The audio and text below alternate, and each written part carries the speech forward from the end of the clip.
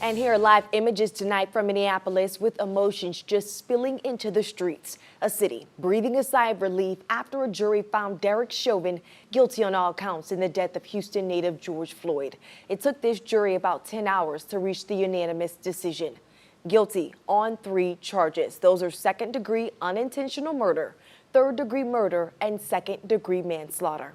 Chauvin will remain behind bars until his sentencing 2 months from today. Now, as the world watched the verdict, so many people were overcome with emotion, especially George Floyd's family. Have a listen. Today, we are able to breathe again. Ms. Garner, I told you, we'll get justice. And we're going to fight for you too. We're going to fight for everybody because justice for George means freedom for all. All right. And his family in Houston watched the verdict this afternoon on TV. Exactly what the judge decided to do. Oh my God. The counts up on your screen right now. I feel like heaven is standing on my shoulder. My brother got justice, and that's very rare and few. As many times as this has happened. Justice has been served to people of color. He didn't deserve that. He didn't deserve none of it.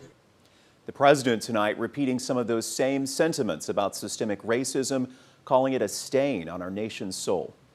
The murder of George Floyd launched a summer of protest we hadn't seen since the civil rights era in the 60s. Protests that unified people of every race and generation in peace and with purpose to say enough, enough, enough of the senseless killings. And the president also called the verdict a giant step forward in the march toward justice in America. Now, it's been nearly a year since George Floyd died, and his family will have to wait again 8 more weeks until sentencing. As we mentioned earlier, Derek Chauvin will remain in custody until that sentencing hearing. Tonight, Evan Kozloff and our Verify team taking a look at how long the former officer could serve behind bars.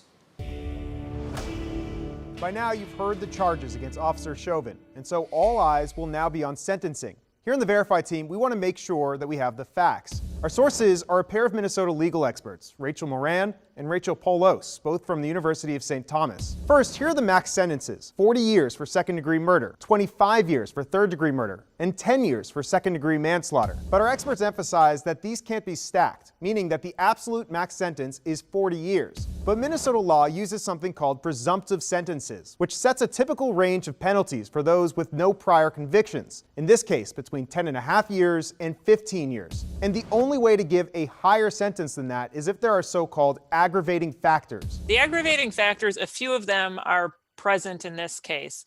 One of them is whether children were present for the crime. Another is whether the defendant was in a position of authority and abused that authority. A third relevant one is whether the victim was in a vulnerable position. Now, we should note that Chauvin waived his right to have a jury look at those factors, so it's going to be up to the judge, Peter Cahill. Last important factor, our experts tell us that under Minnesota law, 2/3 of a sentence is served in prison, the rest under supervised release. The judge, of course, could impose a higher sentence than the guidelines suggest, but he can't change that 2/3 rule. With your Verify, I'm Evan Kozloff. And folks, if you have something you want us to verify, you can always email us verify@12newsnow.com or direct message us on social media.